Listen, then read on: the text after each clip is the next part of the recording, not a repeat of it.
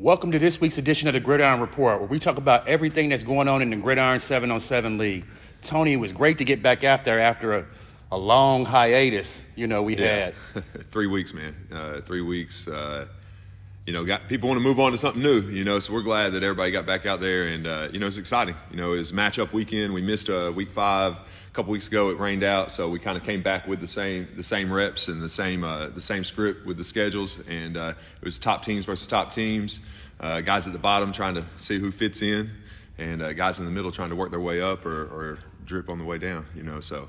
Some big games in 12U this past week, Tony. Yeah, we've been waiting for, now it's been about 6 weeks, to see the Rising Stars in primetime play.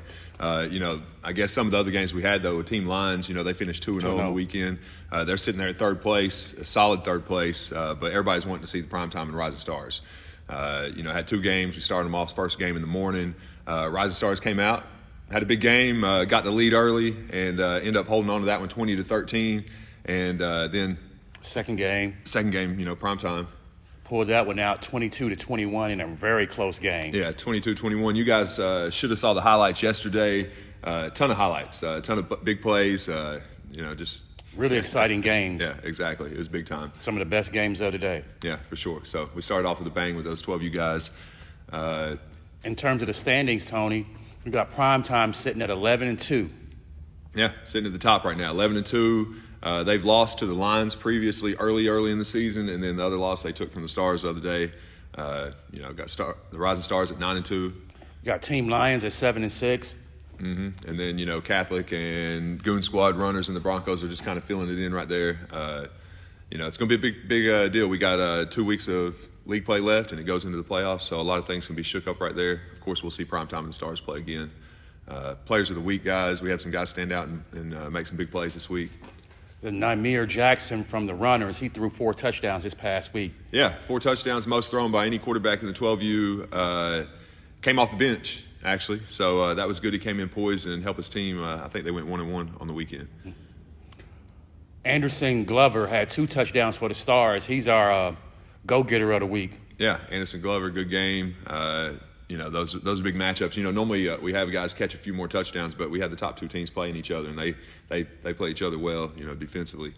Third guy we had, go-getter or ball hawk of the week, Curious Cox.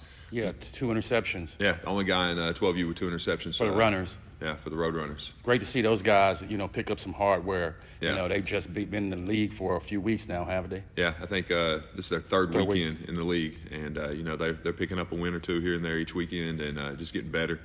So look forward to those guys making a run as we get rolling.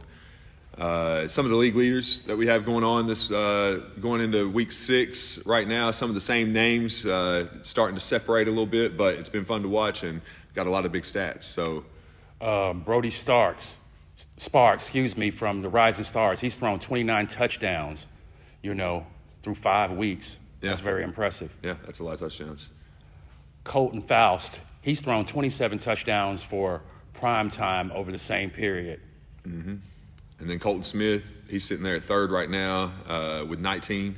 And that's third place Team Lions. So, this league kind of shows that the top quarterbacks in the league are going to have the top teams in the league. So, those 3 guys have been ripping it all season. With the go-getters, and your wide receivers had the same 2 names, kind of flip-flopping a little bit to see who's going to be first and second. But, you got Tyson Dorsey and Braylon Robinson. Tyson Dorsey's got 8 touchdowns. Robinson's got 7. Right there, really. It's been fun. Those guys are played up in the 15U this past little bit and made some plays also. In terms of the ball hawks, the top ball hawks in the league, Maynard from the Stars, he has 6 interceptions, and you got Smith and Howard from Goon Squad both rounded it up with 5 interceptions. Yeah.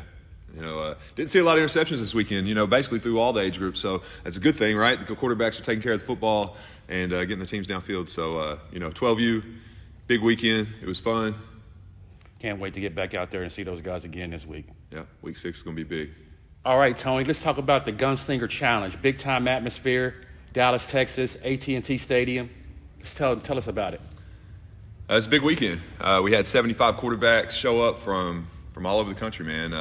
It's kind of like we'd have here in Knoxville every year. It's just the different location, stadium. Venue. Everything was the same except that. But that's what made the experience, as we build this thing. The coaches and the staff members and everybody that helps with this thing, we always talk about experience, and making it one of those things where when they come, they want to come back, and then we just keep adding to it. So this year we added the stadium, we added a new location with that, and it made it exciting. I think from what I've heard from all the kids, all the parents, all the feedback, everybody enjoyed it. They enjoyed their time. It was really competitive. The guys that won this year are some new faces to be the winners. A couple guys that have actually been here multiple times. Overall, I think we had a good time with it. We plan on going back next year, of course. But we want to go ahead and give a shout out to the guys that actually won. We'll start with the youth division. We had a guy named Isaac Liu. He's a 2028 QB from Santa Clara, California. Had a great weekend. The fourth quarter and the finals were huge for him. Came back from being behind and actually came back and won. The middle school guy that actually pulled it out was a 2026 quarterback, Wyatt Brown. He's also from Los Angeles, California, so 2 California guys won. Wyatt had a great weekend, really finished off strong in the finals. And then the high school guy that won was a guy that's been to the Gunslinger a couple times, actually, Austin Novosad. He's 2023 quarterback, Dripping Springs, Texas. Big-time guy. I hope to see him get a couple offers here soon and progress through his career. Had a lot of fun. Congratulations to those guys. The next thing we got going on, though, is, we got Session 2, basically Knoxville, Tennessee, June 11th and 12th. We'll probably have over 100 quarterbacks, guys. It's going to be big. We're actually adding a new feature for our receivers. So if you're a skill guy, got Hilton Alexander coming from Atlanta, Georgia, to come work with you guys, as well as a couple other local guys and guys from out of town. We'll have the same staff we always have, plus a new quarterback faces. So we try to keep adding as much as we can to you guys so that when you come, it's something a little bit new. You can take home a little bit more and, just get after it. If you're ready to come to Knoxville, send your film, hit me on Twitter, Facebook, social media, anything you see me on, and just get it to me, and I'll respond accordingly, and hope to see you in Knoxville here in about 6-8 weeks. All right, Tony, let's move to 15U. Talk about our 2 divisions in 15U. All right, so 15U, it's looking good. Betsy Built's been the top team in the league all year, so we bumped Betsy Built up, actually play high school. So this past 2 weekends, they've been getting some high school games, so we'll talk about them a little bit later. So the 2 teams that really made the biggest impact this weekend was Goon Squad. They went 2-0, kind of helped them kind of fit back in the middle of the pack on where they're at. They beat the Cougars in D Block. And then the Patriots, man. Continue to just keep it going. Yeah, every week, man. We match them up with somebody. Every week. And Lowton Potts, quarterback for that team, they just keep throwing touchdowns, making defensive plays, and making stops. They beat the Smash, which is the number 1 team in the other division, 16-8, and then played the Wolfpack and beat them 27-11. So they continue to do what they do. But when it comes to players of the week, a couple of different guys got it this week. Kai Beasley threw 7 touchdowns for the Rebels. Mm-hmm. He's our gunslinger of the week. Yeah. Terry Buford, he scored 4 touchdowns for Goon Squad. He's our go-getter of the week. Yeah. And Niedendorf, he had 2 interceptions, for D Block, and he's our go-getter of the week.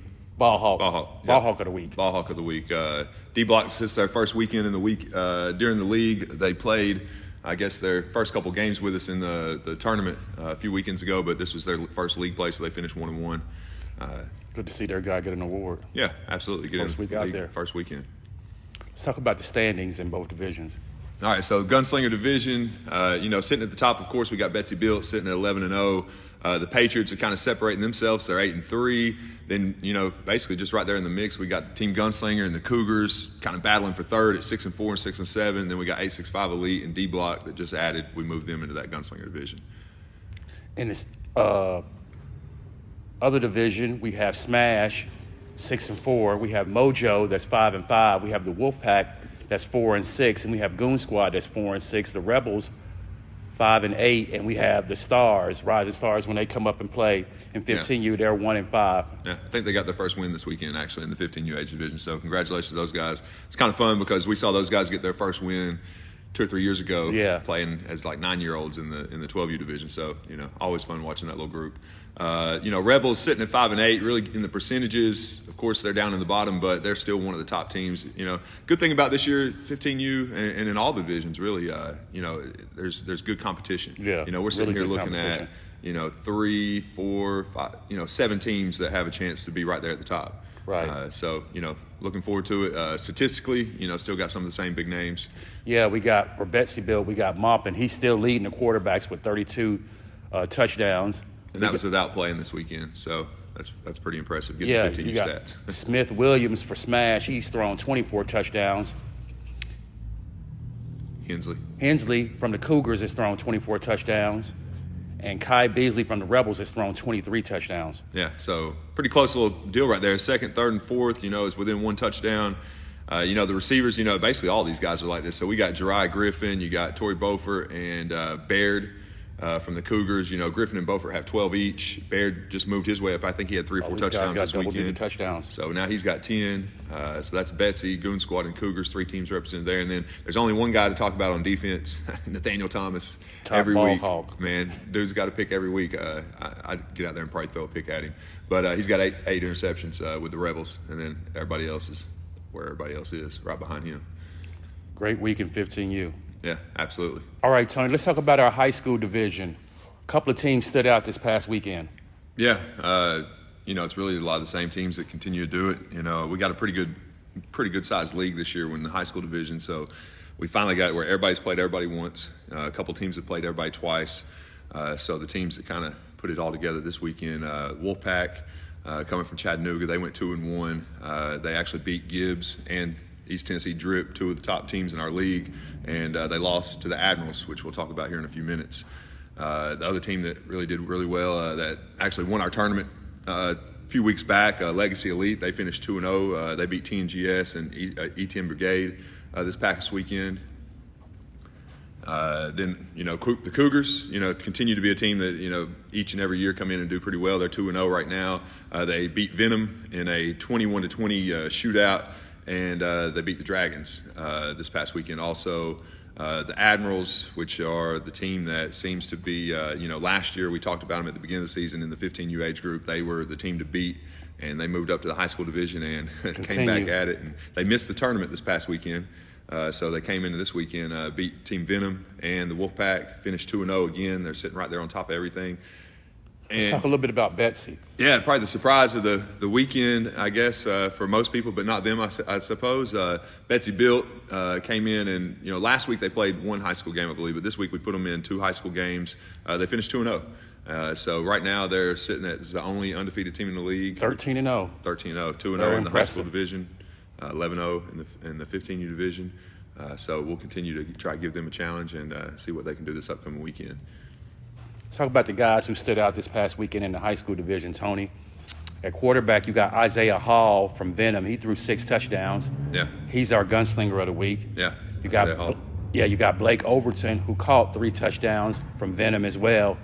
He's our go-getter of the week. Yep. And Brooks Crowder with 2 interceptions from Seymour. He's our ball hawk of the week. Yeah.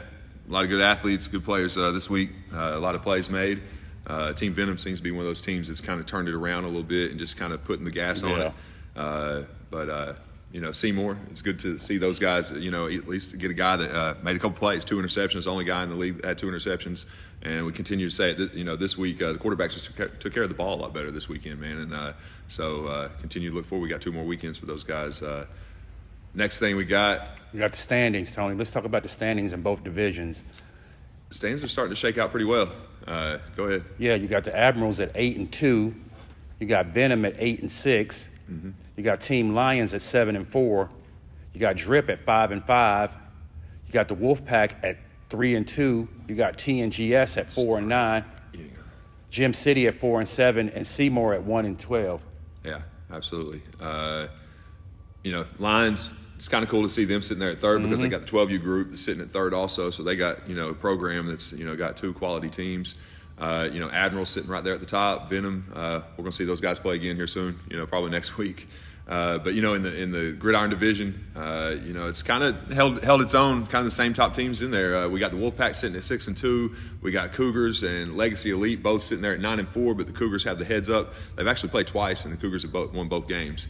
Then you got Gibbs and the Dragons sitting there fighting for 4th and 5th at 7-4 and 6-7. Betsy's moved on up to 2-0, and then we got Etienne and the Tribe sitting there at the back of the bus. So let's talk about the guys who lead the high school division overall statistically. Yeah. So gunslingers, quarterback-wise, we got two guys that have separated themselves a little bit statistically. We got Hunter White sitting at 39. 39 touchdowns. Yeah, 39 touchdowns, about to hit 40. Then we got Venom's Isaiah Hall with 30. When we got the gunslinger, those are the gunslingers, but our go-getters, I guess it's pretty much every good quarterback has a good receiver. So Hunter White's been throwing to Jones. He's got 18 touchdowns. That's 5 more than anybody else. We got Lee from the Dragons sitting at 13. Then you got Long, Isaac Long. That's a guy that he's been consistently good. Now he's worked his way up into the stats. He's third in receiving. Big body, good hands. Hard to check him. He's hard to guard. You can't get physical with that guy. And then you got Roberts sitting there with the Lions at 10. Jake Roberts, Elizabeth. Jake Roberts, okay, yeah. In terms of our ball hawks, you got Shepard for the Admirals. He has 4 interceptions. And you got Denton from Overton from Venom with 4 interceptions. Blake really making a name for himself this year in the league. There was a lot of action in our high school division this past week as well. Yeah, absolutely, man. Great competition. Look forward to it. We got 2 more big weeks. Let's get after it.